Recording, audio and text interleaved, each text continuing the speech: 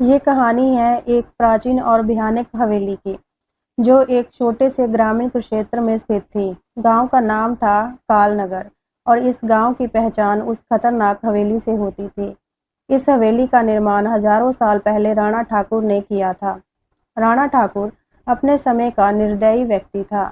हवेली के निर्माण के दौरान कई निर्दोष मजदूरों की जान जाने की घटनाएं सामने आई। कहा जाता है कि ठाकुर ने हवेली में दबे खजाने की खोज में कई बलिदान दिए थे। इन घटनाओं के बाद हवेली में अजीब और डरावनी घटनाएं घटित होने लगी और धीरे धीरे वह दोबारा कभी ना खुलने वाली जगह बन गई। कुछ सालों बाद एक नौजवान रवि कुमार ने फैसला किया कि वह हवेली का राज खोलेगा। रवि एक शोधक था। रवि का मानना था कि इन घटनाओं के पीछे कुछ ना कुछ सच्चाई जरूर है। उसके साथ उसके दो दोस्त भी जाने के लिए तैयार हो गए। एक दिन सभी दोस्त पूरी तैयारी के साथ हवेली की ओर निकल पड़े।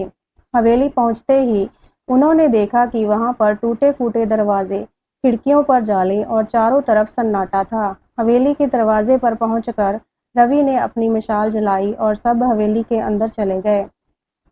जैसे ही उन्होंने हवेली में कदम रखा, चारों ओर सन्नाटा बढ़ गया और हल्की हल्की ठंडी हवा चलने लगी। उन्होंने हवेली के सभी हिस्सों की जांच शुरू कर दी। हर कक्ष में अजीब और डरावनी चीजें थी। टूटे हुए फर्नीचर, जमीन पर खून के धब्बे और दीवारों पर अजीब से निशान थे। जांच करते करते वह हवेली के एक बड़े हॉल में पहुंच गए, जहां एक राजसी सिंहासन पड़ा था। सिंहासन देखकर उन्हें महसूस हुआ कि यहाँ कुछ रहस्यमयी है।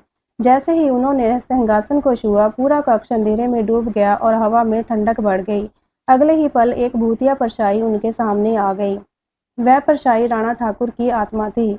आत्मा ने भारी आवाज में कहा, इस हवेली में तुम्हारा स्वागत है, लेकिन जो भी मेरे बारे में पता लगाने की कोशिश करेगा उसे मेरा सामना करना होगा। रवि और उसके दोस्त डर गए, लेकिन उन्होंने साहस दिखाया। रवि ने आत्मा से पूछा, हम यहाँ सच जानने आए हैं, तुम्हें किसी विशेष कारण से शापित किया गया है, हम तुम्हारी कैसे मदद कर सकते हैं? आत्मा ने बताया, मुझे मेरे बुरे कर्मों की सजा मिली है। मैंने कई निर्दोषों की बलि दी थी। अगर तुम उन निर्दोषों की आत्मा को शांति दिला सकते हो तो मैं भी इस श्राप से मुक्त हो सकता हूँ। रवि और उसके दोस्तों ने आत्मा की बात मानी और ठान लिया कि वह निर्दोषों की आत्मा को शांति दिलाने के लिए कुछ भी करेंगे। उन्होंने हवेली के तहखाने की ओर कदम बढ़ाए, जहां वो निर्दोष आत्माएं कैद थी।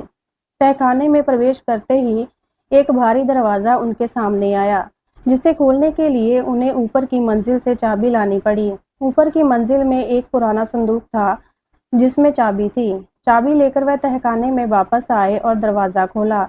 जैसे ही दरवाजा खुला, उनके सामने भयानक दृश्य प्रकट हुआ। तहखाने के अंदर खून के धब्बों से सनी दीवारें, भूमि और जगह जगह हवेली के निर्माण के दौरान मारे गए मजदूरों की आत्माएं घूम रही थी। आत्माएं बहुत दुखी थीं और उनके चेहरे पर दर्द झलक रहा था। रवि ने आत्माओं से बात की और उन्हें शांति दिलाने का आश्वासन दिया। रवि और उसके दोस्तों ने आसपास के मंदिर से पवित्र जल लिया और मंत्रों से आत्माओं की शांति के लिए पूजा की। पूजा के बाद आत्माओं के चेहरे पर शांति झलकने लगी और वह धीरे धीरे अदृश्य हो गई। आत्माओं के अदृश्य होने के बाद राणा ठाकुर की आत्मा फिर से प्रकट हुई और कहा, तुम्हारे इस नेक काम से मुझे भी शांति मिली है। मेरी आत्मा अब मुक्त हो रही है। राणा ठाकुर की आत्मा ने रवि और उसके दोस्तों को धन्यवाद कहा और हमेशा के लिए अदृश्य हो गई। हवेली से भूतिया गतिविधियां समाप्त हो गईं और गांव में फिर से शांति का माहौल लौट आया। रवि और उसके दोस्तों ने अपने साहस से हवेली का राज खोला और वहां की आत्माओं को शांति दिलाई। इस घटना के बाद शापित हवेली अब शांति हवेली के नाम से जानी जाने लगी और रवि और उसके दोस्तों की कहानी हमेशा के लिए यादगार बन गई। ये थी शापित हवेली की कहानी। कहानी सुनने के लिए धन्यवाद।